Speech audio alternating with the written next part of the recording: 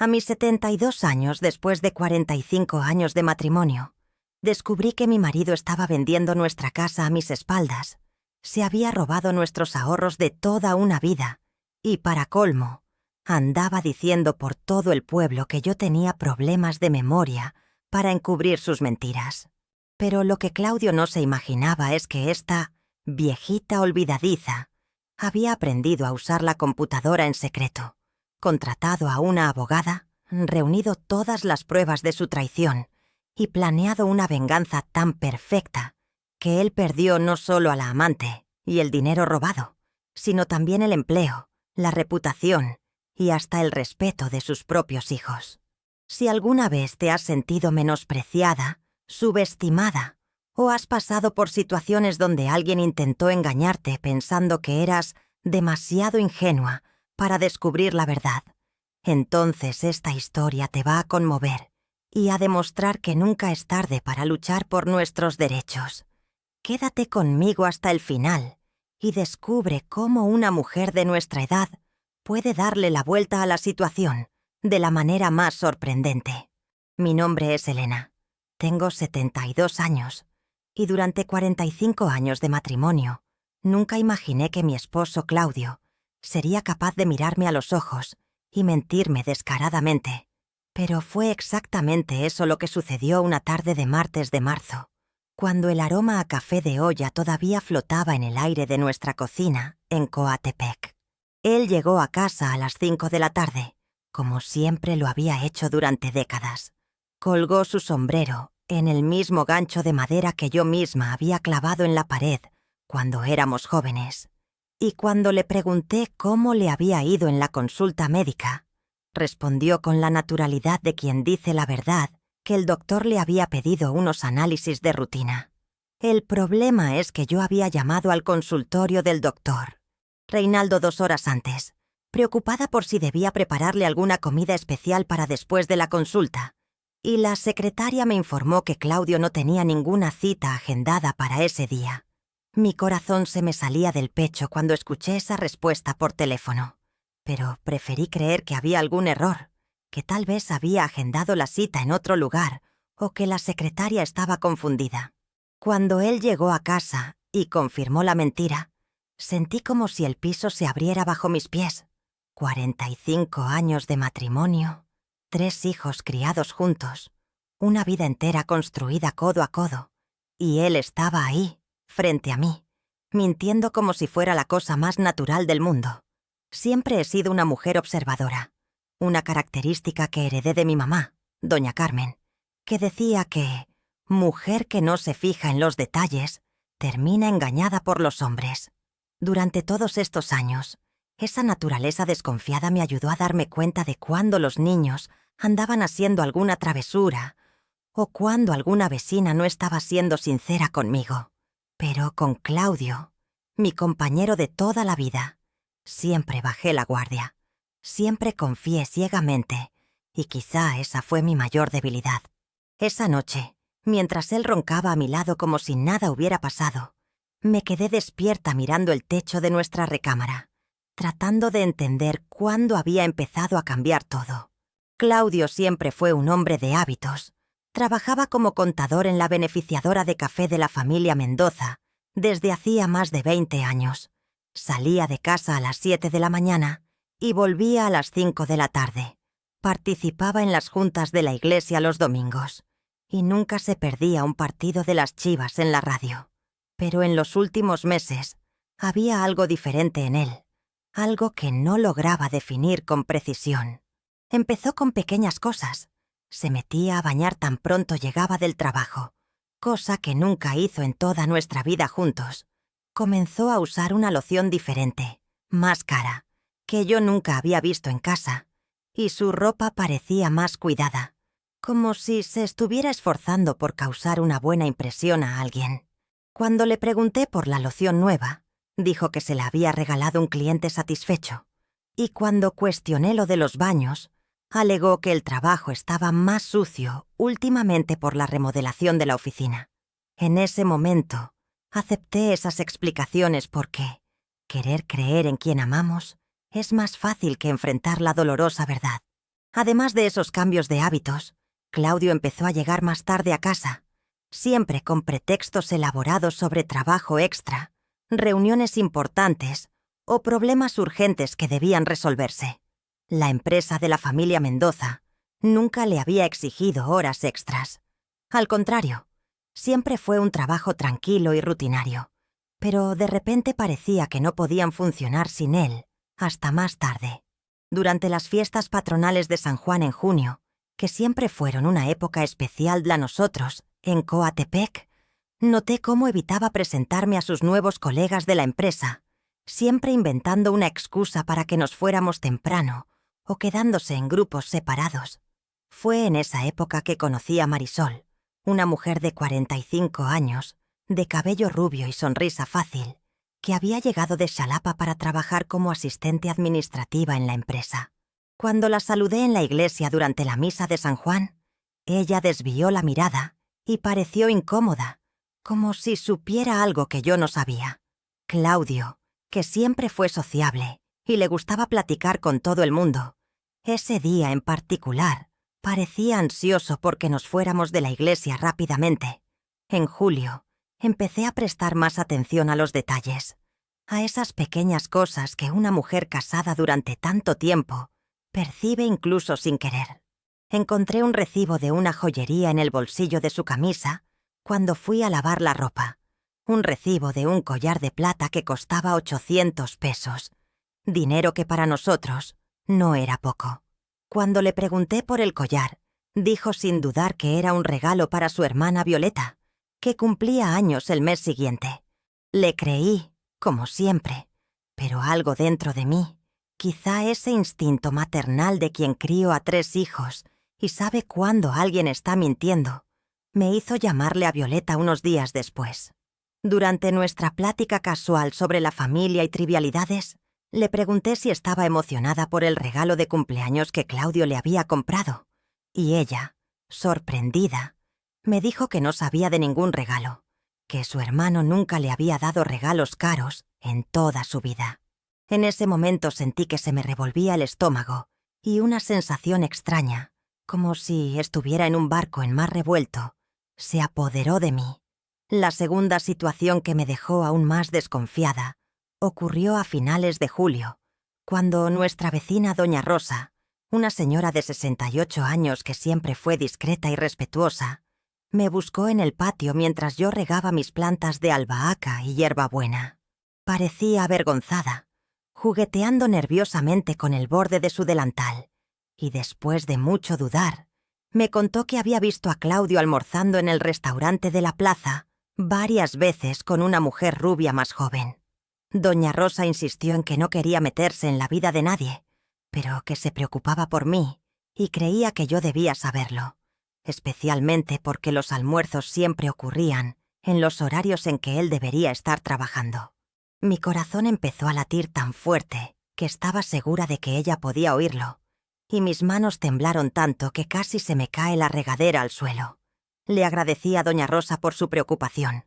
Le dije que seguramente había alguna explicación inocente, pero por dentro sentía como si un tornado estuviera destruyendo todo lo que yo creía sobre mi vida. Esa noche, cuando Claudio llegó a casa, observé cada gesto suyo, cada palabra, cada expresión, tratando de encontrar señales de que mi vida no se estaba desmoronando. Cenó normalmente, comentó sobre el calor que estaba haciendo, se quejó del tráfico en el pueblo que había aumentado por las obras en la calle principal, y cuando me fui a dormir, me dio un beso en la frente como lo había hecho durante décadas. Pero yo sabía, con esa certeza dolorosa que solo una mujer enamorada puede tener, que algo estaba profundamente mal, y que mi vida tranquila en Coatepec estaba a punto de transformarse en una tormenta que jamás imaginé que sería capaz de enfrentar. Durante los siguientes 15 días de agosto, viví en una montaña rusa emocional que jamás pensé que fuera posible experimentar a los 72 años. Cada mañana despertaba con la esperanza de que todo no fuera más que una paranoia mía, que mi mente de mujer mayor estuviera creando fantasmas donde no existían. Pero cada tarde traía nuevas evidencias de que mi intuición estaba en lo cierto, y que 45 años de matrimonio estaban siendo destruidos por mentiras que ni siquiera imaginaba que mi marido fuera capaz de contar. El conflicto interno que libraba conmigo misma era devastador. Una parte de mí quería confrontar a Claudio directamente, gritar, llorar, exigir explicaciones, pero la otra parte, más cautelosa y estratégica, sabía que necesitaba más certezas antes de destruir a nuestra familia. Nuestros hijos, Marcelo de 42 años y Fernanda de 39, vivían en Xalapa y venían a visitarnos religiosamente cada tercer domingo del mes. Siempre fueron hijos dedicados y cariñosos, y yo no quería involucrarlos en mis sospechas hasta tener pruebas concretas de que no estaba imaginando cosas. Marcelo trabajaba como ingeniero en una constructora y Fernanda era maestra en una escuela particular. Ambos tenían sus propias familias y problemas, y yo no quería añadir más peso a sus vidas sin tener la certeza absoluta de lo que estaba pasando. Durante esas 2 semanas terribles, comencé a observar a Claudio con los ojos de una investigadora, prestando atención a cada detalle que antes pasaba desapercibido. Noté que había empezado a guardar el celular en el bolsillo de la camisa, en vez de dejarlo en la mesa de la cocina como siempre hizo, y que cada vez que el aparato sonaba, él salía a contestar a otra habitación, alegando que era trabajo y que yo no tenía por qué molestarme con pláticas aburridas sobre números y contabilidad. Una mañana, mientras él se bañaba, el celular sonó insistentemente en la mesa de la cocina y por primera vez en décadas sentí la tentación de contestar una llamada suya. Pero mi educación estricta, venida de las enseñanzas de mi madre sobre respetar la privacidad del marido, me impidió cometer lo que consideraba una traición de mi parte. Ahora sé que debería haber contestado ese teléfono, que podría haber descubierto todo mucho antes y haberme ahorrado meses de sufrimiento. A finales de agosto, durante la fiesta de San Jerónimo, el santo patrono de Coatepec, presencié una escena que confirmó definitivamente mis peores sospechas. Estábamos en la plaza principal, rodeados por la multitud que siempre se reúne para las celebraciones religiosas, cuando vi a Claudio conversando animadamente con Marisol, cerca del puesto de dulces de la familia Silva. Ellos no me vieron porque yo estaba del otro lado de la plaza, ayudando a las señoras del grupo de artesanías a organizar los bordados que se venderían para recaudar fondos para la iglesia. La conversación entre ellos parecía demasiado íntima para ser solo profesional, y cuando él le tocó el brazo de forma cariñosa, sentí como si alguien me hubiera clavado un cuchillo en el pecho. Marisol le sonreía de una manera que yo reconocía muy bien, porque era la misma forma en que yo le sonreía a Claudio cuando éramos jóvenes y estábamos enamorados. En ese momento, rodeada por el bullicio de la fiesta, por el olor a alegrías y palanquetas, por el sonido de un conjunto jarocho tocando música tradicional, tuve la certeza absoluta de que mi marido estaba teniendo una aventura y que necesitaba tomar una decisión sobre qué hacer con esa información devastadora. Durante el mes de septiembre, desarrollé una rutina secreta de investigación que jamás pensé que sería necesaria en mi vida. Comencé a anotar los horarios en que Claudio salía y llegaba a casa, los pretextos que daba para sus retrasos y las veces que recibía llamadas y salía a contestar lejos de mí. Descubrí que estaba mintiendo sobre trabajar los sábados, porque llamé a la empresa de la familia Mendoza un sábado por la mañana fingiendo ser una clienta que necesitaba información urgente, y el velador me informó que no había nadie trabajando los fines de semana. Cuando le pregunté a Claudio dónde había pasado ese sábado, dijo que había ido a resolver problemas con un proveedor en Córdoba, pero cuando comenté casualmente con la esposa del señor Mendoza, en la misa del domingo, que Claudio estaba trabajando mucho los sábados, ella me miró sorprendida y dijo que la empresa nunca había exigido trabajo en fines de semana a ningún empleado. Cada mentira descubierta era como un ladrillo que se añadía a un muro que se estaba construyendo entre nosotros, separando 45 años de compañerismo y amor. Durante este periodo sombrío, comencé a perder peso sin darme cuenta. Mi insomnio se intensificó, y por primera vez en décadas, Dejé de participar en las actividades de la comunidad, que siempre fueron mi fuente de alegría y realización personal. El coro de la iglesia, donde cantaba como soprano desde hacía 15 años, se quedó sin mi voz, porque no encontraba energía para salir de casa los martes y jueves por la noche. El grupo de artesanías de las señoras, donde aprendí a hacer los bordados más delicados del pueblo, dejó de contar con mi presencia porque mis manos temblaban tanto de ansiedad que no podía sostener la aguja correctamente. Mi prima Alma, que vive en Córdoba y siempre ha sido como una hermana para mí, comenzó a llamar con más frecuencia, preguntando si estaba bien, porque mi voz por teléfono estaba diferente, más débil y triste. Alma siempre fue una mujer inteligente y observadora. Se recibió de abogada en una época en que pocas mujeres lograban ir a la universidad y construyó una carrera sólida como especialista en derecho familiar. Durante una de esas llamadas, a finales de septiembre, me preguntó directamente si estaba pasando algo entre Claudio y yo, porque me notaba deprimida y evasiva. Fue la primera vez que pensé en contarle mi situación a alguien, pero aún no tenía el valor de verbalizar mis sospechas, como si hablar de ellas las hiciera más reales y dolorosas. A principios de octubre, mi conflicto interno se intensificó cuando nuestros hijos vinieron para la visita mensual, y me di cuenta de lo difícil que era mantener la apariencia de normalidad frente a ellos. Marcelo, siempre atento a los detalles como buen ingeniero, comentó que me veía más delgada y preguntó si me estaba alimentando bien. Fernanda, con su sensibilidad de maestra acostumbrada a lidiar con problemas familiares de sus alumnos, notó que Claudio y yo apenas hablábamos durante la comida, cosa que nunca había sucedido en nuestra familia. Cuando ella preguntó si todo estaba bien entre nosotros, Claudio respondió rápidamente que solo estábamos cansados por la edad, y yo confirmé su versión porque aún no estaba lista para destruir la imagen que nuestros hijos tenían de su padre. Esa noche, después de que Marcelo y Fernanda regresaron a Xalapa, lloré por primera vez desde que todo comenzó. Lloré todas las lágrimas que había contenido durante meses. Lloré por la pérdida de mi inocencia, por la muerte de la confianza que siempre tuve en el hombre que compartió mi vida por casi medio siglo. Era como si estuviera de luto por una persona que todavía estaba viva, pero que se había transformado en un extraño que dormía a mi lado todas las noches. El peso de la soledad y la traición se estaba volviendo insoportable, y yo sabía que pronto necesitaría tomar una decisión que cambiaría para siempre el rumbo de mi vida en Coatepec. El mes de octubre trajo consigo el primer giro verdaderamente devastador de mi vida, un descubrimiento que me hizo darme cuenta de que las mentiras de Claudio iban mucho más allá de una simple aventura extramarital.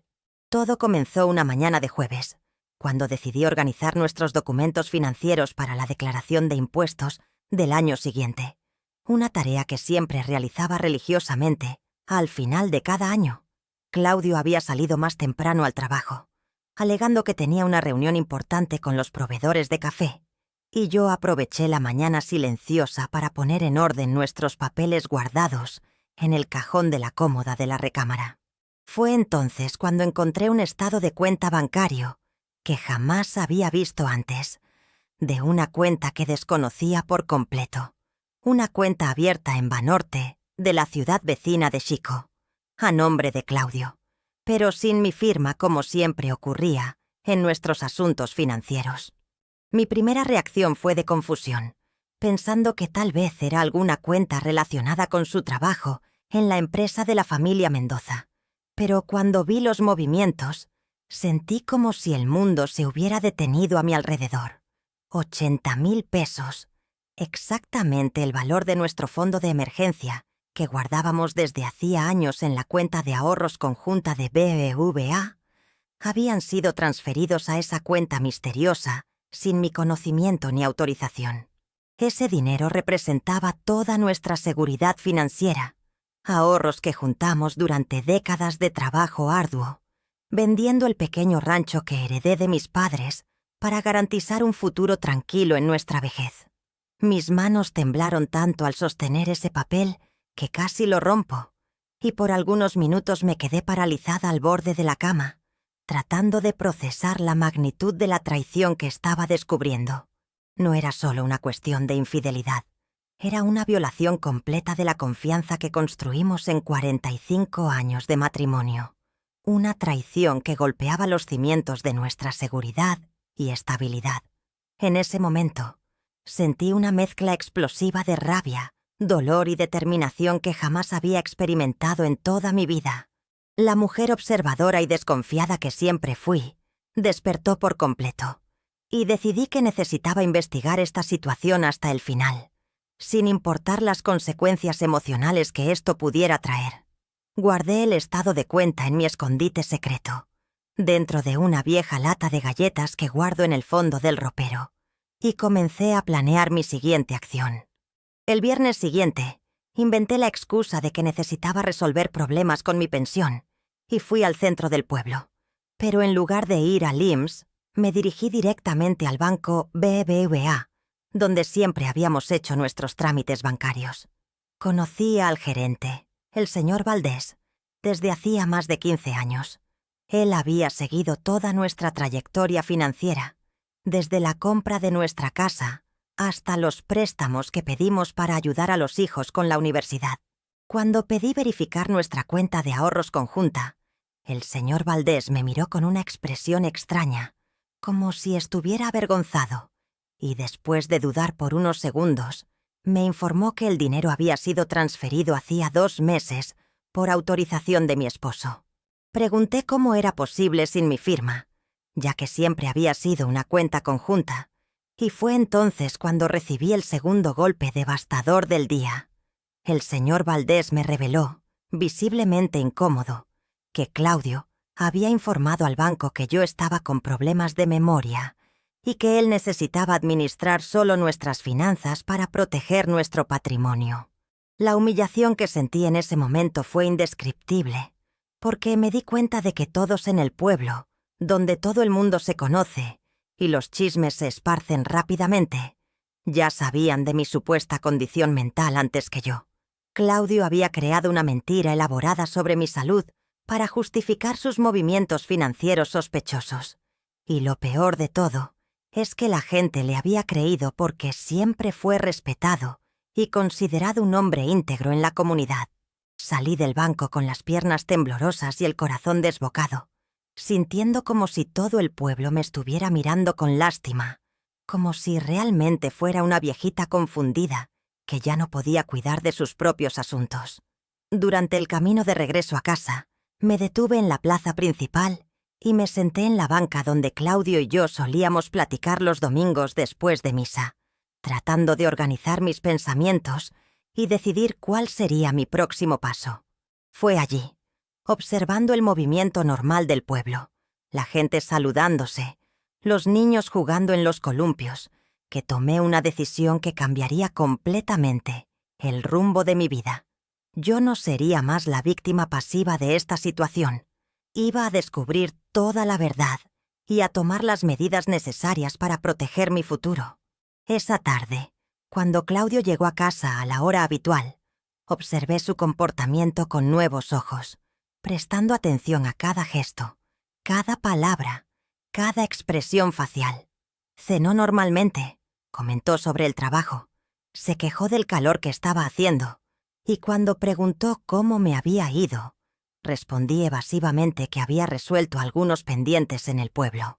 Por primera vez en nuestra vida juntos, sentí como si estuviera actuando en una obra de teatro, fingiendo ser la esposa ingenua y confiada que siempre fui, mientras por dentro hervía de rabia y determinación. Durante la noche, mientras él dormía profundamente a mi lado, me quedé despierta planeando mi estrategia de investigación, pensando en cómo descubrir qué más me estaba ocultando y cómo protegerme financieramente de futuras sorpresas. Fue esa noche que decidí buscar ayuda profesional, acordándome de mi prima Alma y de su experiencia como abogada especialista en derecho familiar.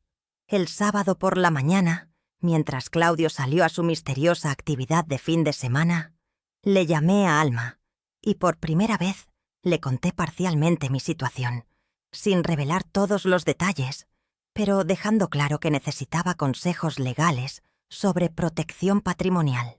Alma, con su experiencia profesional, inmediatamente se dio cuenta de que algo serio estaba pasando y me orientó sobre cómo proteger mis derechos e investigar movimientos financieros sospechosos. Fue ella quien me sugirió que aprendiera sobre tecnología e Internet para tener más herramientas de investigación, una sugerencia que en ese momento me pareció absurda para una mujer de 72 años, pero que posteriormente se volvería fundamental para mi venganza. Durante ese período terrible, desarrollé insomnio crónico, perdí más de 5 kilos y por primera vez en décadas comencé a cuestionar todas las decisiones que había tomado en mi vida. ¿Acaso siempre fui demasiado ingenua? ¿Habría habido otras señales que pasaron desapercibidas durante todos estos años? ¿Nuestra vida matrimonial había sido una mentira desde el principio?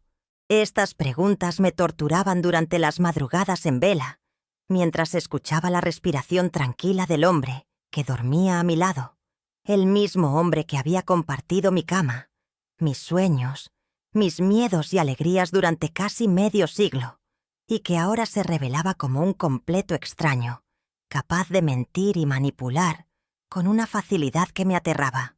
El final de octubre trajo un giro que jamás podría haber previsto. Una confesión que llegó a mí de forma completamente inesperada y que confirmó definitivamente todas mis sospechas más dolorosas. Era un martes nublado, típico del final de la temporada de secas en Veracruz, cuando Claudio anunció durante el desayuno que necesitaría viajar a Poza Rica para resolver unos problemas urgentes relacionados con los contratos de café de la empresa. Dijo que volvería hasta el jueves por la noche, lo cual era inusual porque nunca había hecho viajes de trabajo que duraran más de un día. Algo en la forma en que evitó mi mirada mientras explicaba los motivos del viaje me hizo desconfiar aún más, pero solo asentí con la cabeza y le deseé un buen viaje, manteniendo la fachada de esposa comprensiva que venía interpretando desde hacía meses. Esa mañana, después de que él partió con una maleta más grande de lo necesario para un simple viaje de negocios, sentí una extraña mezcla de alivio y ansiedad. Por un lado, tener unos días sola me daría la oportunidad de procesar mejor todo lo que había descubierto sobre nuestra situación financiera y planear mis próximos pasos. Por otro lado, la soledad en la casa que habíamos compartido durante décadas me hacía sentir como si estuviera viviendo en un museo de recuerdos que tal vez nunca habían sido reales. Fue en la tarde del miércoles, mientras regaba mis plantas de hierbabuena y albahaca en el patio trasero, que escuché el timbre sonar de forma vacilante, como si la persona del otro lado estuviera nerviosa o insegura. Cuando abrí la puerta, encontré a Marisol parada en mi porche, con la cara roja y los ojos hinchados de tanto llorar. Llevaba una blusa sencilla y una falda oscura, muy diferente de la ropa colorida y bien cortada que usaba las pocas veces que la había visto en la iglesia o en la plaza del pueblo. Mi primera reacción fue de sorpresa y una punzada de rabia, pero algo en su expresión, una mezcla de culpa y desesperación, me hizo controlarme e invitarla a pasar. Nos sentamos en la sala, en el mismo sillón donde había recibido tantas visitas alegres a lo largo de los años, donde nuestros hijos jugaban cuando eran pequeños, donde Claudio y yo planeábamos el futuro cuando aún creíamos que envejeceríamos juntos en paz. Marisol se quedó unos minutos en silencio, retorciéndose las manos nerviosamente, antes de empezar a hablar con una voz entrecortada que apenas podía contener las lágrimas. Me dijo que ya no aguantaba más la situación, que la culpa la estaba consumiendo por dentro y que había decidido contarme todo porque yo merecía saber la verdad. Fue entonces cuando escuché, de la boca de la propia amante de mi marido, la confirmación de todas mis peores pesadillas. Marisol me reveló que ella y Claudio llevaban 4 meses teniendo una aventura, desde poco después de que ella comenzara a trabajar en la empresa de la familia Mendoza. Contó que al principio era solo una atracción mutua, largas pláticas durante la jornada laboral, almuerzos ocasionales para discutir trabajo, pero que rápidamente había evolucionado a algo más íntimo y comprometedor. El dolor que sentí al escuchar estos detalles fue como una puñalada en el pecho, pero me obligué a seguir escuchando porque necesitaba saber toda la extensión de la traición. Marisol continuó su dolorosa confesión, revelándome que Claudio le había prometido que se separaría de mí para finales de año, que le decía constantemente que nuestro matrimonio estaba muerto desde hacía años y que yo era solo una compañía por conveniencia. Según ella, él pintaba un retrato de nuestra relación como si fuera un arreglo frío y sin amor, como si los 45 años que pasamos juntos no hubieran significado nada para él. La persona que Marisol describía no era el hombre que yo conocía, o mejor dicho, que creía conocer. Era un Claudio manipulador y mentiroso, capaz de construir narrativas falsas sobre nuestra vida para justificar su infidelidad. Me contó que él le había prometido comprar una casa para ellos en Puerto Vallarta, en Jalisco, donde empezarían una nueva vida lejos de Coatepec y de todas las complicaciones que un divorcio podría traer. Dijo que él estaba organizando nuestra separación de forma que yo me quedara con lo mínimo posible, alegando que una mujer de mi edad no necesitaría mucho para vivir cómodamente. Cada palabra que salía de la boca de Marisol era como un martillo golpeando los escombros de lo que quedaba de mi corazón, pero seguí escuchando porque sabía que necesitaba conocer todos los detalles del plan que se estaba tramando en mi contra. Lo que más me impactó de la confesión de Marisol fue descubrir que ella no era una villana calculadora como yo había imaginado, sino una mujer ingenua que se había enamorado de un hombre que mintió sobre su situación matrimonial desde el primer día. Me reveló que Claudio le había dicho que éramos solo buenos amigos, que compartíamos la misma casa por conveniencia financiera, que dormíamos en cuartos separados desde hacía años y que yo había aceptado un arreglo informal de separación. Marisol creía sinceramente que no estaba destruyendo un matrimonio feliz, sino simplemente relacionándose con un hombre libre que estaba listo para rehacer su vida. El descubrimiento de que no solo había sido engañada por mi marido, sino que él había usado nuestra intimidad y nuestra vida privada como material para sus mentiras, fue devastador de una forma que jamás imaginé que fuera posible sentir. Durante nuestra conversación de 2 horas, que se extendió hasta el final de la tarde, Marisol me contó detalles que me hicieron entender la extensión de la manipulación de Claudio. Me dijo que él siempre evitaba hablar de mí en detalle, cambiaba de tema cuando ella preguntaba sobre nuestra relación, y que las pocas veces que mencionaba mi nombre era siempre de forma fría y distante, como si yo fuera solo una conocida que vivía en la misma casa. Él había creado una versión alternativa de nuestra realidad, donde yo era una figura irrelevante en su vida, una mujer que él toleraba por obligación social, pero por quien no sentía ningún afecto genuino. Cuando Marisol terminó su confesión, ambas estábamos llorando, ella de culpa y arrepentimiento, yo de dolor y traición. Me pidió perdón repetidas veces. Dijo que nunca quiso destruir una familia y que había decidido terminar la relación con Claudio porque ya no podía vivir con el peso de la culpa. Fue entonces cuando me reveló el motivo real de su viaje a Poza Rica. No habían viajado juntos, como yo había sospechado, sino que él había ido allí para cerrar unos negocios relacionados con la venta de bienes que yo desconocía, preparativos para la nueva vida que planeaba empezar con ella. Pero ahora, con su decisión de terminar todo, él estaba regresando sin saber que sus planes se habían derrumbado y que yo finalmente sabía toda la verdad. Esa noche, después de que Marisol se fue prometiendo que nunca más buscaría a Claudio, me quedé sola en casa enfrentando la realidad más dolorosa de mi vida. 45 años de matrimonio, 3 hijos criados juntos, una vida entera de complicidad y compañerismo. Todo había sido reducido a una mentira conveniente en la boca del hombre que amaba más que a mi propia vida. Las lágrimas que derramé esa noche parecían no tener fin, como si todo el sufrimiento acumulado durante meses finalmente hubiera encontrado una válvula de escape. Por primera vez en décadas, me sentí completamente perdida y sola, sin saber cómo enfrentar el futuro que se abría ante mí. Pero en medio de todo ese dolor devastador, algo comenzó a crecer dentro de mí, una semilla de determinación que germinaría en los próximos días, alimentada por la rabia y la necesidad de justicia.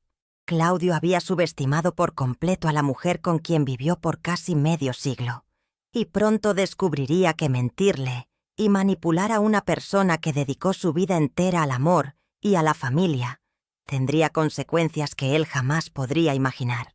Los 3 meses que siguieron a la confesión de Marisol fueron los más sombríos y dolorosos de toda mi vida, un período en el que viví como una actriz, interpretando el papel de esposa feliz, mientras por dentro me consumía de dolor, rabia y humillación. Cuando Claudio regresó de Poza Rica el jueves por la noche, llegó a casa con la misma sonrisa falsa de siempre, contando historias elaboradas sobre el viaje de negocios, sin tener idea de que yo sabía absolutamente todo sobre sus planes y sus mentiras. La dificultad de mantener la apariencia de normalidad frente a él se convirtió en una tortura diaria, especialmente porque parecía más cariñoso y atento de lo que había sido en los últimos meses. Probablemente porque creía que su plan estaba funcionando a la perfección y que pronto estaría libre para empezar su nueva vida. Durante noviembre, desarrollé una rutina de sufrimiento silencioso que me consumía física y emocionalmente. Despertaba todas las madrugadas entre las 3 y las 4 de la mañana, con el corazón acelerado y una sensación de angustia en el pecho que parecía querer sofocarme. Me quedaba acostada en la cama, fingiendo dormir, observando al hombre que había compartido mi vida por 45 años, tratando de entender cómo alguien podía ser tan convincente en sus mentiras. Perdí más de 8 kilos durante ese periodo. Mi presión arterial se descontroló y por primera vez en décadas necesité tomar pastillas para poder dormir al menos unas horas por noche. El médico del pueblo, el doctor Reinaldo, se preocupó por mi estado de salud y sugirió que me hiciera unos análisis más detallados. Pero ¿cómo podría explicarle que mi problema no era físico, sino emocional? ¿Cómo podría contarle que me estaba muriendo por dentro porque descubrí que mi vida entera había sido una mentira? Durante diciembre, el peso de la soledad y la traición se volvió casi insoportable. Era época de Navidad, una fecha que siempre fue especial para nuestra familia, cuando nuestros hijos venían a pasar las fiestas con nosotros y la casa se llenaba de alegría y convivencia. Pero ese año, todo parecía falso y artificial, como si estuviera viendo una película sobre la vida de otra persona. Marcelo y Fernanda notaron que yo estaba diferente, más delgada y triste, e hicieron varias preguntas sobre mi salud y mi estado de ánimo. La dificultad de mantener la fachada ante mis hijos era devastadora, porque ellos todavía veían a Claudio como el padre ejemplar y esposo dedicado que siempre conocieron, y yo no tenía el valor de destruir esa imagen hasta tener un plan concreto sobre cómo lidiar con la situación. Claudio, por su parte, interpretaba el papel de esposo preocupado, inventando excusas sobre mi salud para justificar mi comportamiento extraño, diciendo que yo estaba pasando por una fase difícil de la vejez y que necesitaban tener paciencia conmigo. Durante la cena de Nochebuena, mientras toda la familia estaba reunida alrededor de la mesa que yo misma había preparado con tanto cariño, sentí como si fuera una extraña, observando la vida de otras personas. Claudio hacía brindis por nuestra unión duradera, hablaba sobre los planes para el año siguiente, e incluso me dio un regalo caro, una pulsera de oro que probablemente había comprado con el dinero de la cuenta secreta que yo había descubierto. La ironía de la situación era demasiado dolorosa para soportarla, pero forcé una sonrisa y agradecí como si realmente fuera una esposa amada y respetada. Fue durante esas fiestas de fin de año que tomé una decisión que cambiaría completamente el rumbo de mi vida. No sería más una víctima pasiva de esta situación. Iba a prepararme para enfrentar a Claudio de igual a igual, y para eso necesitaría desarrollar habilidades y conocimientos que nunca imaginé que fueran necesarios a los 72 años. El primer obstáculo que debía superar era mi total dependencia financiera de Claudio. Durante toda nuestra vida matrimonial, siempre fui una ama de casa dedicada, cuidando de la familia y el hogar, mientras él trabajaba fuera y administraba nuestras finanzas. Mi pensión era mucho menor que la suya, y nunca me había involucrado profundamente en asuntos bancarios o inversiones. Pero ahora, sabiendo que él estaba manipulando nuestros recursos para financiar sus planes de fuga, necesitaba educarme rápidamente sobre nuestros derechos y nuestra situación patrimonial. El segundo obstáculo era aún más desafiante. En un pueblo pequeño como Coatepec, donde todos se conocen y los chismes se esparcen rápidamente, necesitaba investigar la situación sin despertar sospechas ni crear situaciones incómodas que pudieran afectar a nuestros hijos o mi reputación en la comunidad. Durante enero, comencé a implementar en secreto un plan que había desarrollado durante las noches de insomnio de diciembre. Todos los martes y jueves, en los horarios en que supuestamente iba a mis consultas médicas de rutina, comencé a asistir al curso básico de computación ofrecido gratuitamente en la Biblioteca Municipal de Coatepec. Le dije a Claudio que estaba yendo a fisioterapia por problemas en las articulaciones. Una mentira que me dolía contar, pero que era necesaria para mis objetivos. La bibliotecaria, doña Marcia, una mujer de 50 años muy paciente y comprensiva, se convirtió en mi maestra particular de tecnología, enseñándome desde los conceptos más básicos sobre cómo usar una computadora hasta la navegación en Internet y búsquedas en sitios de organismos públicos. Al principio todo parecía imposible para una mujer de mi edad que nunca había tocado un teclado, pero la necesidad de protegerme y descubrir la verdad sobre nuestra situación financiera me dio una motivación que jamás imaginé que podría tener. Aprendí a usar el ratón, a escribir en el teclado, a navegar en Internet y, principalmente, a buscar información sobre notarías, registros de la propiedad y movimientos bancarios. Simultáneamente, retomé el contacto más frecuente con mi prima Alma, inventando excusas sobre la soledad y la necesidad de hablar más con la familia. Durante nuestras llamadas telefónicas, que se volvieron semanales, comencé a hacer preguntas aparentemente casuales sobre derechos conyugales, reparto de bienes y protección patrimonial en casos de separación. Alma, con su experiencia como abogada especialista en derecho familiar, se daba cuenta de que mis preguntas no eran solo curiosidad académica, pero nunca me presionó para que revelara más de lo que me sentía cómoda compartiendo. Me orientó sobre documentos importantes que debía localizar y guardar, sobre cómo funcionaban las leyes de reparto de bienes y sobre los derechos que yo tenía como esposa en un matrimonio de 45 años. Durante febrero, mi investigación secreta comenzó a revelar información alarmante que confirmó que la situación era aún peor de lo que imaginaba. Usando los conocimientos básicos de computación que había adquirido, logré acceder a algunos registros públicos y descubrí que nuestra casa, que siempre creí que estaba a nombre de los dos, había sido transferida solo a nombre de Claudio a través de un documento que supuestamente yo había firmado, pero que no recordaba haberlo hecho. El descubrimiento de que posiblemente había falsificado mi firma en documentos oficiales fue el punto de inflexión en mi investigación, porque me di cuenta de que no estaba lidiando solo con infidelidad, sino con un elaborado esquema de manipulación financiera que podría dejarme completamente desamparada en mi vejez. Fue en ese momento que la semilla de determinación que había germinado tras la confesión de Marisol comenzó a florecer en un plan de venganza que él jamás podría imaginar. Durante las madrugadas de insomnio de marzo, mientras Claudio dormía tranquilamente a mi lado, completamente ajeno al huracán que se estaba formando, comencé a elaborar mentalmente una estrategia que usaría todos los conocimientos que había adquirido durante meses de sufrimiento e investigación. Él había subestimado por completo a la mujer con quien vivió por casi medio siglo, creyendo que yo era solo una viejita ingenua y dependiente que aceptaría pasivamente cualquier destino que él decidiera para mí.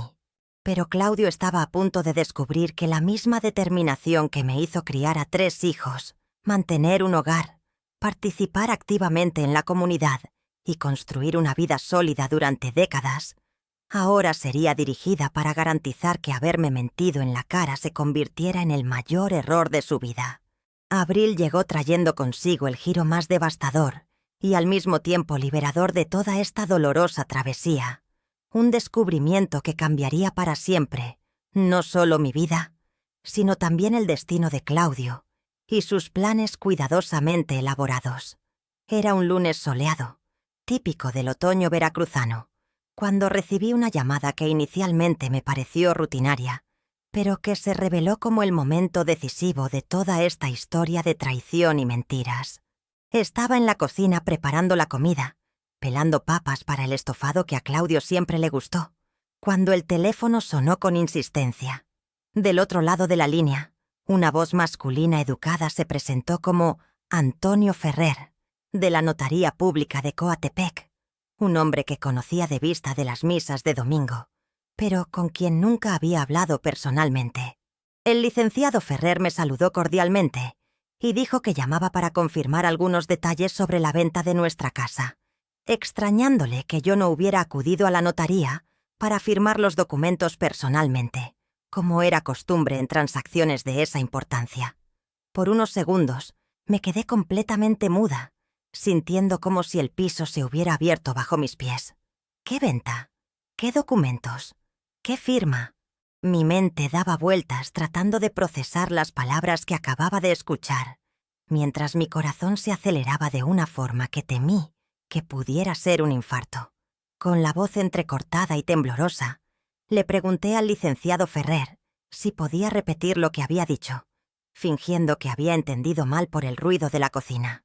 Él entonces me explicó, con una paciencia que demostraba su genuina preocupación, que Claudio había iniciado los trámites para vender nuestra casa hacía 3 semanas, que todos los documentos preliminares ya habían sido preparados y que solo faltaba mi firma para finalizar la transacción.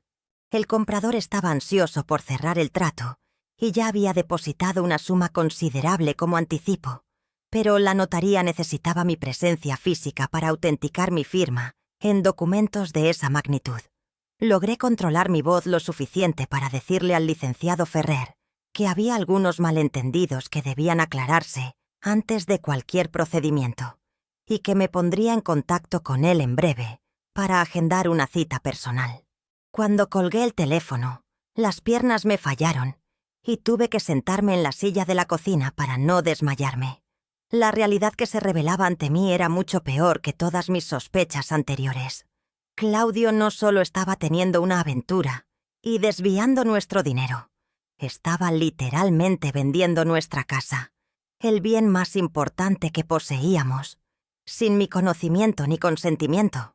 Nuestra casa, donde criamos a nuestros 3 hijos, donde construimos 45 años de recuerdos, donde creí que envejecería al lado del hombre que amaba, estaba siendo vendida como si fuera un objeto cualquiera, parte de un plan elaborado para financiar su fuga con su amante. El descubrimiento de que había falsificado mi firma en documentos oficiales confirmó mis peores temores sobre la extensión de su traición. En ese momento de shock total, algo fundamental cambió dentro de mí, como si un interruptor se hubiera activado, liberando una fuerza que no sabía que poseía. La mujer ingenua y confiada que siempre fui, murió en esa cocina, y en su lugar nació una persona determinada a luchar por sus derechos y a garantizar que quien me había mentido en la cara pagara caro las consecuencias de sus acciones. Durante la tarde, mientras Claudio estaba en el trabajo, completamente ajeno al hecho de que su farsa había sido descubierta, comencé a poner en práctica el plan que había estado madurando en mi mente durante meses de sufrimiento y preparación. Primero le llamé a mi prima Alma, y por primera vez desde el inicio de esta situación, le conté absolutamente todo lo que había descubierto, desde la mentira inicial sobre la consulta médica hasta el intento de venta fraudulenta de nuestra casa. Alma escuchó en silencio, ocasionalmente haciendo preguntas específicas que demostraban su experiencia profesional en casos similares, y cuando terminé mi relato, Me dijo con firmeza que necesitaba actuar de inmediato para proteger mis derechos e impedir que Claudio concretara sus planes. Me orientó sobre los pasos legales que debía tomar. Me explicó cómo reunir las evidencias necesarias y me aseguró que, a pesar de la gravedad de la situación, yo tenía recursos legales suficientes para revertir todo lo que se había hecho sin mi consentimiento. El martes siguiente, durante mi horario habitual de fisioterapia, me dirigí a la notaría pública para una plática franca con el licenciado Ferrer.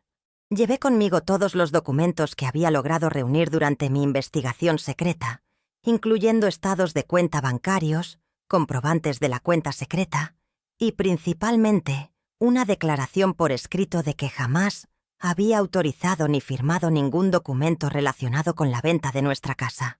El licenciado Ferrer, un hombre íntegro con más de 30 años de experiencia, se sintió visiblemente avergonzado cuando comprendió la situación real. Me mostró los documentos que Claudio había presentado, incluyendo un poder notarial supuestamente firmado por mí, que autorizaba la venta, y hasta para mi ojo inexperto, era obvio que la firma había sido falsificada. El licenciado Ferrer me explicó que suspendería de inmediato todos los procedimientos relacionados con la venta y que haría un informe detallado sobre las irregularidades encontradas, un documento que podría usarse como evidencia en futuros procesos legales. Durante nuestra conversación, descubrí detalles aún más impactantes sobre los planes de Claudio. Había negociado la venta de la casa por un valor muy por debajo del mercado para acelerar el proceso, demostrando que su prisa por huir del pueblo era mayor que su preocupación por el patrimonio familiar que había llevado décadas construir. El miércoles, armada con toda la información y las evidencias que había recopilado, llamé a nuestros hijos en Xalapa y programé una conversación urgente por teléfono con ambos, simultáneamente. Fue una de las conversaciones más difíciles de mi vida, porque necesité destruir la imagen que ellos tenían de su padre, pero sabía que ya no podía protegerlos de la verdad, especialmente porque sus herencias también estaban siendo comprometidas por las acciones de Claudio. Marcelo y Fernanda quedaron inicialmente incrédulos, luego impactados y finalmente furiosos cuando comprendieron la extensión de la traición de su padre. Ambos se ofrecieron de inmediato para venir a Coatepec a ayudarme, pero les pedí que esperaran unos días más porque todavía tenía algunos asuntos que resolver antes de confrontar directamente a Claudio. Durante toda esa semana de descubrimientos y revelaciones, mantuve la fachada de normalidad en casa, conversando con Claudio sobre trivialidades, preparando sus comidas, fingiendo interés en sus historias sobre el trabajo, mientras por dentro hervía con una mezcla de rabia, determinación y una extraña sensación de poder que nunca había experimentado antes. Él no tenía idea de que su castillo de mentiras se estaba derrumbando a su alrededor, que todos sus planes cuidadosamente elaborados estaban siendo descubiertos y documentados. El viernes de esa semana transformadora, mientras Claudio estaba en el trabajo creyendo que todo iba según su plan, finalicé los preparativos para mi venganza. Usando los conocimientos de computación que había adquirido en secreto, logré reunir evidencias documentales de todas las transacciones fraudulentas. Imprimí copias de estados de cuenta, documentos de la notaría e incluso registros de llamadas telefónicas que comprobaban la extensión de su traición. Alma me había orientado sobre cómo organizar todo este material de forma que pudiera ser usado efectivamente en procedimientos legales. Y por primera vez en meses, sentí que tenía el control de mi propia vida. Esa noche, mientras Claudio dormía tranquilamente a mi lado, completamente ajeno a la tormenta que estaba a punto de desatarse sobre él, me quedé despierta planeando los detalles finales de mi estrategia. Durante 45 años, había sido la esposa dedicada, la madre cariñosa, la mujer que siempre puso a la familia por encima de sí misma. Pero ahora, transformada por el sufrimiento y fortalecida por la necesidad de justicia, estaba lista para mostrarle al hombre que me había mentido en la cara que había subestimado por completo a la mujer con quien compartió la vida por casi medio siglo.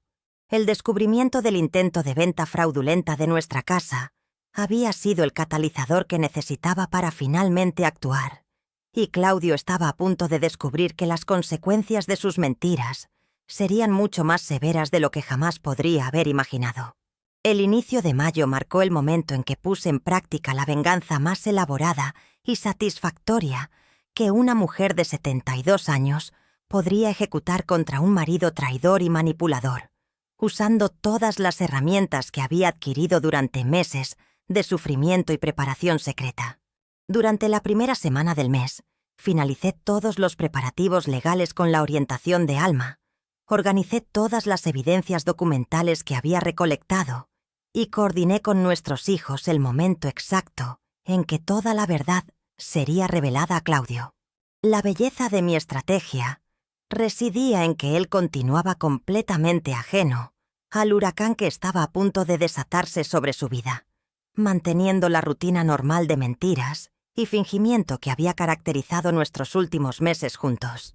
La mañana del martes, 8 de mayo, Claudio despertó como en cualquier día normal de los últimos 45 años. Tomó su café que le preparé con la misma dedicación de siempre. Me dio un beso en la frente antes de salir al trabajo y dijo que volvería a la hora habitual para comer. No tenía idea de que sería la última mañana en que despertaría en nuestra casa como el dueño de la situación, que sería el último desayuno en que yo fingiría ser la esposa ingenua y sumisa que él creía haber manipulado con éxito.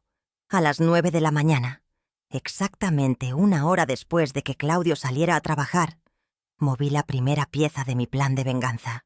Llamé a la empresa de la familia Mendoza y pedí hablar con el dueño, el señor Mendoza, alegando que era un asunto personal urgente relacionado con Claudio. El señor Mendoza, un hombre respetado en la comunidad que siempre tuvo consideración por nuestra familia, me atendió de inmediato y se quedó impactado cuando le conté sobre el comportamiento de Claudio con Marisol dentro de la empresa, sobre las mentiras relacionadas con los viajes de trabajo y principalmente sobre el uso de la reputación de la empresa para encubrir sus actividades extramaritales. Como empresario íntegro y preocupado por la imagen de su empresa familiar, el señor Mendoza me aseguró que tomaría medidas inmediatas y que Claudio sería llamado para una conversación seria esa misma mañana. Simultáneamente, llamé al gerente del BBVA, el señor Valdés, y solicité una reunión urgente para aclarar la situación de la transferencia fraudulenta de nuestro dinero y para impugnar oficialmente la afirmación de que yo tenía problemas de memoria. El señor Valdés, que ya estaba avergonzado con toda la situación desde nuestra conversación anterior, accedió de inmediato a revertir todas las transacciones hechas sin mi autorización efectiva y a hacer un informe detallado sobre las irregularidades cometidas por Claudio. A las 10 de la mañana, mientras Claudio probablemente estaba siendo confrontado por su jefe sobre su comportamiento inapropiado, me dirigí a la notaría para reunirme con el licenciado Ferrer y formalizar el bloqueo definitivo de la venta fraudulenta de nuestra casa. Llevé conmigo todas las evidencias que había recolectado, incluyendo los documentos que probaban la falsificación de mi firma, y el licenciado Ferrer no solo canceló permanentemente cualquier intento de venta, sino que también me proporcionó una declaración oficial de que yo era la única propietaria legítima de la casa, ya que la transferencia a nombre exclusivo de Claudio se había basado en documentos falsificados. El momento más satisfactorio de la mañana llegó cuando llamé a Marisol, que me había dado su número durante nuestra conversación confesional, y le informé que sabía de todos los planes que ella y Claudio habían hecho juntos. Le conté sobre el intento de venta de la casa, sobre el dinero desviado, sobre todas las mentiras que él le había contado sobre nuestra situación matrimonial, y le dejé claro que él no era el hombre libre y honesto que había fingido ser. Marisol se quedó en shock al descubrir que había sido tan engañada como yo, que Claudio le había mentido sobre su disponibilidad financiera y emocional, y que los planes de fuga a Puerto Vallarta se basaban en dinero robado y bienes vendidos fraudulentamente. Inmediatamente decidió romper definitivamente con él y me prometió cooperar con cualquier procedimiento legal que fuera necesario. Al mediodía, cuando Claudio llegó a casa para comer como de costumbre, yo estaba sentada en la sala, con todos los documentos organizados en la mesa de centro, esperando la conversación que definiría el resto de nuestras vidas. Entró en la casa con una expresión tensa que nunca le había visto, claramente afectado por la conversación que había tenido con el señor Mendoza, pero aún sin comprender la magnitud de lo que estaba sucediendo. Cuando me vio en la sala con todos esos papeles, su expresión cambió de confusión a pánico, y fue en ese momento que supe que mi venganza se había ejecutado a la perfección. Le ofrecí que se sentara y, con una calma que me sorprendió incluso a mí misma, comencé a presentar todas las evidencias que había recopilado durante meses de investigación. Le mostré los estados de cuenta secretos, los documentos de la notaría sobre el intento de venta de la casa, los comprobantes de las mentiras que había contado en el banco sobre mi salud mental y, principalmente, las pruebas de la falsificación de mi firma en documentos oficiales. Con cada documento presentado, veía el rostro de Claudio palidecer, sus manos temblar cada vez más, su voz fallar cuando intentaba dar explicaciones patéticas para acciones inexplicables.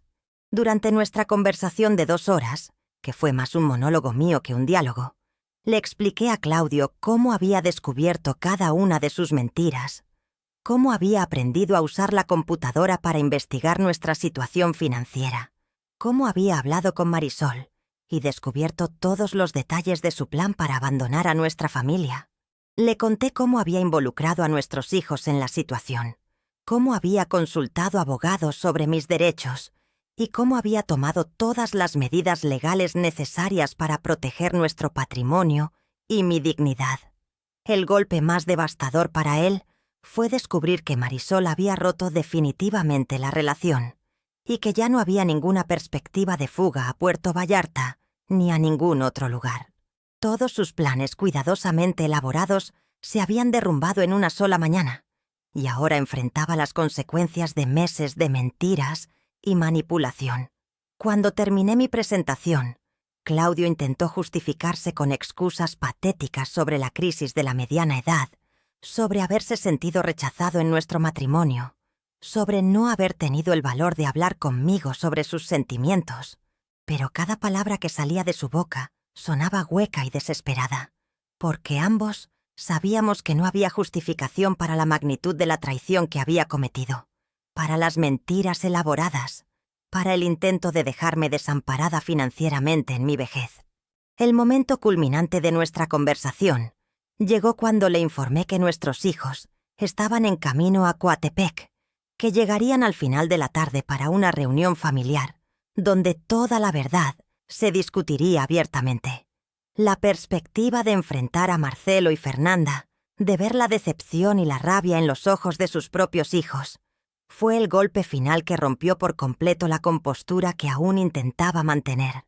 Durante la tarde, mientras esperábamos la llegada de nuestros hijos, Claudio se quedó sentado en el porche, con el rostro entre las manos, comprendiendo finalmente que lo había perdido todo: la familia, la casa, el dinero, la reputación en el pueblo y, principalmente, la confianza de las personas que más amaba.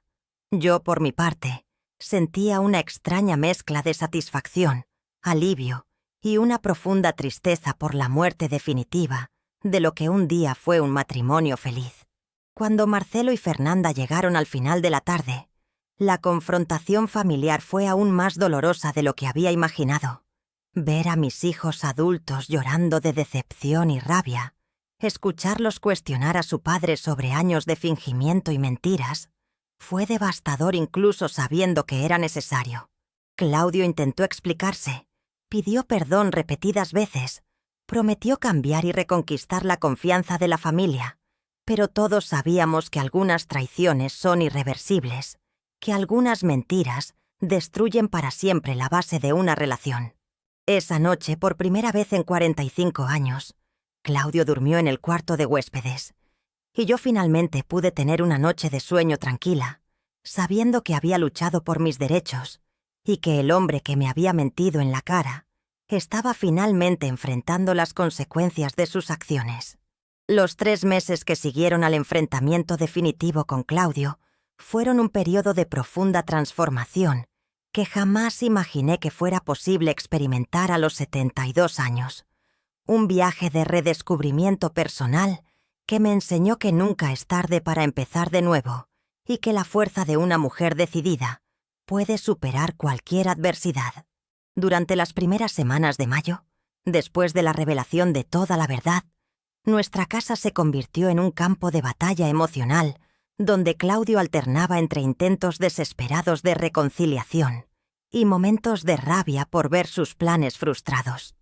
Imploraba perdón, prometía cambios radicales, juraba que nunca más mentiría, pero yo había aprendido de la manera más dolorosa posible que algunas traiciones son irreversibles y que la confianza, una vez rota, jamás puede restaurarse por completo. Nuestros hijos, Marcelo y Fernanda, se convirtieron en pilares fundamentales en este período difícil, visitando Coatepec alternadamente para darme apoyo emocional y ayudar a organizar los aspectos legales de la separación. Ver a mis hijos adultos defendiendo mi dignidad y mis derechos fue una de las experiencias más reconfortantes de todo este doloroso proceso.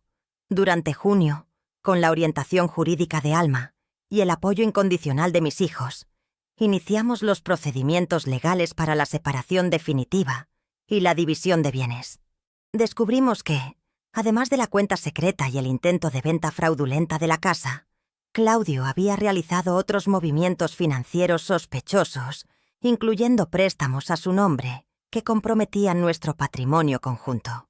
La magnitud de su irresponsabilidad financiera era aún mayor de lo que había descubierto inicialmente, pero afortunadamente, las evidencias que había recopilado durante mi investigación secreta fueron suficientes para proteger mis derechos y garantizar una división justa de los bienes legítimos. El proceso de separación, aunque doloroso, fue relativamente rápido gracias a la documentación completa que había preparado y al hecho de que Claudio, completamente desmoralizado y sin argumentos para defenderse, no impugnó ninguna de mis reclamaciones. Durante julio, algo inesperado y maravilloso comenzó a sucederme. Por primera vez en décadas, comencé a redescubrir quién era yo como persona independiente, no solo como la esposa de alguien o la madre de familia. Los conocimientos de computación que había adquirido durante mi investigación secreta abrieron un mundo completamente nuevo de posibilidades. Comencé a usar Internet para buscar actividades para adultos mayores, cursos en línea, grupos de apoyo para mujeres que habían pasado por situaciones similares a la mía. Descubrí que mi experiencia, aunque dolorosa, no era única y que existían miles de mujeres que habían encontrado la fuerza para empezar de nuevo después de traiciones y abandonos. Durante agosto, tomé una decisión que sorprendió incluso a mis hijos. Decidí transformar mi experiencia dolorosa en algo constructivo para otras mujeres. Comencé a frecuentar grupos de apoyo para mujeres mayores en Córdoba, donde mi prima Alma me presentó a organizaciones que ayudan a mujeres en situaciones de vulnerabilidad. Mi historia de investigación secreta, de aprendizaje de tecnología a los 72 años y principalmente de valentía para enfrentar a un marido manipulador, inspiró a muchas otras mujeres que se sentían atrapadas en relaciones tóxicas por miedo o dependencia financiera. Durante septiembre, establecí una nueva rutina de vida que me trajo más satisfacción y realización personal de la que había experimentado en años. Seguí viviendo en nuestra casa, que ahora era legalmente mía, pero transformé el ambiente quitando todos los objetos que me recordaban los años de mentira y manipulación. Redecoramos algunas habitaciones con la ayuda de Fernanda, creando espacios que reflejaban mi personalidad y mis gustos personales. Ya no la necesidad de agradar a un hombre que me había traicionado de forma tan cruel. Retomé mis actividades en el coro de la iglesia y en el grupo de artesanías, pero ahora con una energía renovada y una perspectiva completamente diferente sobre mi capacidad para enfrentar desafíos. Claudio, por su parte, enfrentó las consecuencias naturales de sus acciones.